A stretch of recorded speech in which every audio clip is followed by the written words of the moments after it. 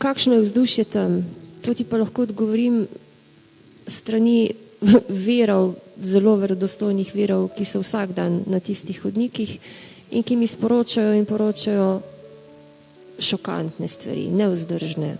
Pa ne govorimo o nekih levih, nekih prvošolskih novinarjih, ampak ljudeh na uredniških položajih, z močjo v rokah in tako naprej.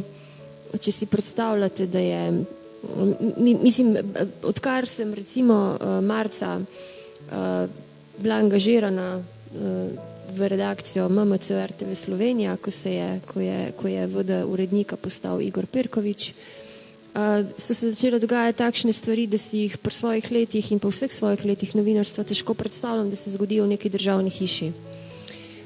Konkretno, zdaj vam bom na enem primeru razložila, kakšne situacije se dogajajo, ker so neverjetne. Igor Perkovič mi je naročil velik intervju z Milkom Novičem in jaz sem ga naredila in sem mu ga dala. In najprej Milko Novič rekel izvrstno.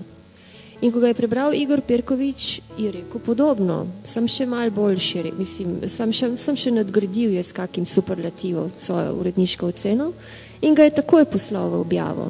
Poslala sem tudi fotografije, naredila sva tudi portrete, fotke gospoda Noviča, vse je bilo.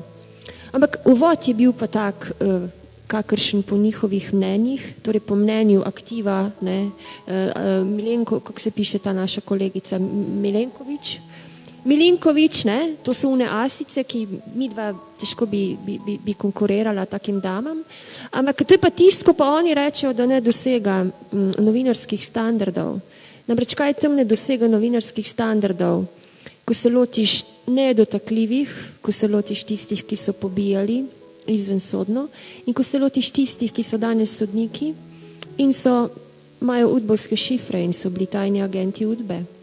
In jaz sem v tem uvodu v intervju z doktorjem Milkom Novičem, ki so ga seveda nedolžnega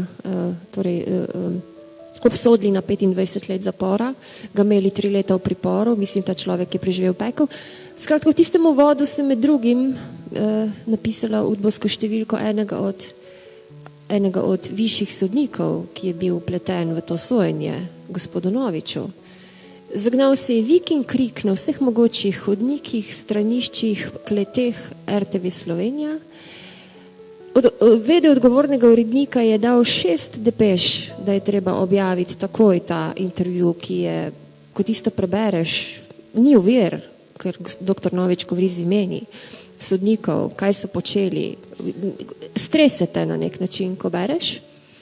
Ampak višje zakulisne sile, podrejeni, so dosegli preko takih aktivistov, kot je dama, ki sva jo prej omenila, Helena je ime, da se pač ta intervju ni objavil.